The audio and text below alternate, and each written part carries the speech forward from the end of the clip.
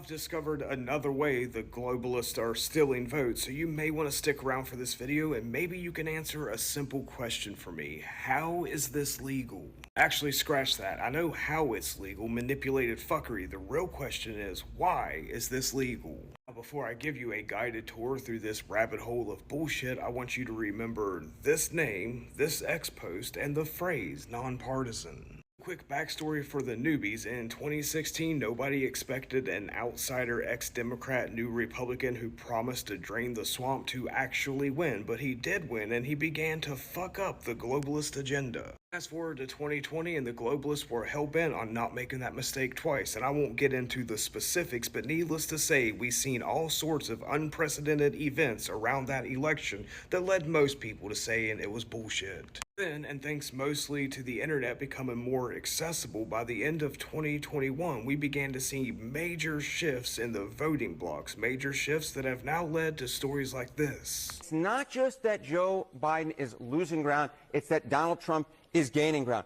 Thanks to the endless supply of money and resources our global leaders have in combination with AI, they too seen that shift beginning to happen, so they had to come up with some new creative way to steal other votes. Which is when they decided to use one of their captured organizations, the American Medical Association, the same people who were wrong about most things through COVID or recommend some really weird treatment plans for children. Same people who post studies from places like this that a dumbass like myself has absolutely destroyed over and over.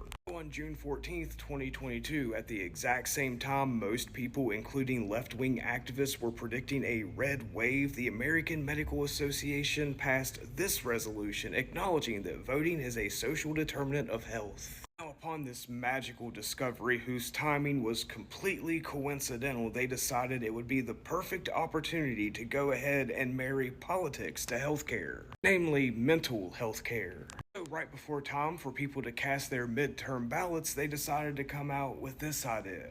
You know it's an excellent idea because it was featured in outlets like The Guardian or The New York Times. Now here's that crucial word that makes this all possible, nonpartisan, but as I showed in the beginning and I will show again, that's bullshit. Now, they don't want these doctors or mental health professionals actually talking to their patients about politics. Instead, they want them to wear these badges with this QR code, then at the end of their appointment, the patient can scan the code. And when they scan that code, they will be taken to a whole separate site that walks them through the registration process and gives them important information about upcoming elections. Well, they do want these healthcare professionals talking to people about the voting process and how empowering it is to cast your vote, but they don't want them registering them themselves. They just want them to scan the badge so they can take care of all the dirty work. Then when you go over to their X account, you realize that they were founded by Alistair F. Martin. Now here's you just a sample of some of the stuff old Alistair Martin is reposting,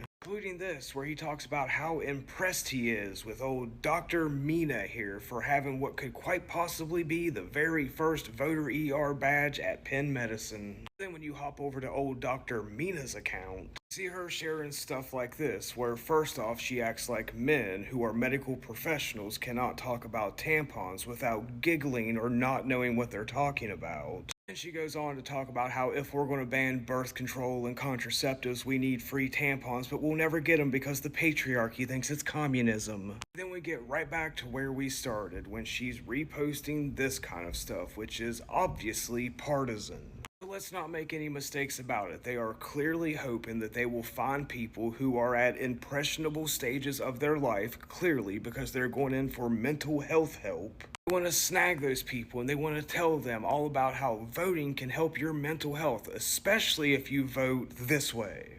And in case you're wondering if it will even still matter since this was before midterms, yes, they're apparently going to work till at least the end of this election cycle.